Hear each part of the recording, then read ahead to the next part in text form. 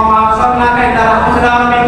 ওই হাদিসে ব্যাখ্যার মধ্যে একটা হাদিস শরীফে রয়েছে, আমার রাসূল বলেছেন ইয়া রাসূলুল্লাহ আপনি কাফের মুশরিক, আপনার কাফের মুশরিক যারা আছে তাদের জন্য একটু বদদুয়া করেন, তারা যাতে দুনিয়া থেকে চলে যায়। আপনি একটু বদদুয়া করেন যাতে তারা দুনিয়া থেকে নিঃশ্বাস হয়ে যায়, আপনি একটু দোয়া করেন না। তখন আমার রাসূল বলতেছেন আমার উম্মতে আমার উম্মতরা আমার সাহাবায়ে তোমরা কি কোরআন পড়ো নাই?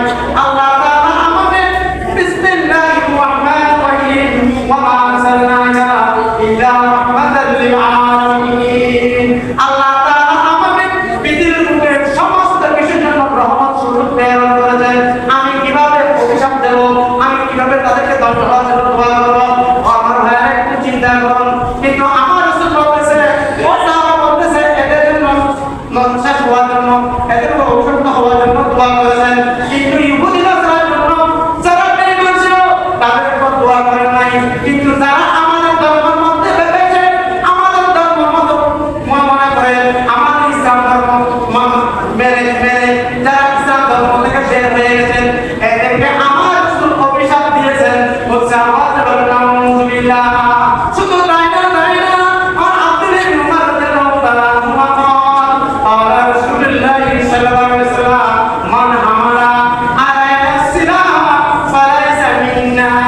আমার রাসূল বলতেছেন আমার সাহাবায়ে তোমরা শুনো, যে ব্যক্তি যে বান্দা আমার উপরে আমি রাসূল উম্মত উপরে যারা ইসলাম ধর্মের উপরে আছে, ওই ব্যক্তিদের উপরে যারা অস্ত্র চালায়, যারা অস্ত্র ধরে, যারা এদেরকে হত্যা করে, আমি রাসূল বলতেছি এরা আমি রাসূল ধর্মভুক্ত না, এরা মুসলমান না, এরা আমি রাসূলের উম্মত না। আওয়াজ করে নাউযুবিল্লাহ।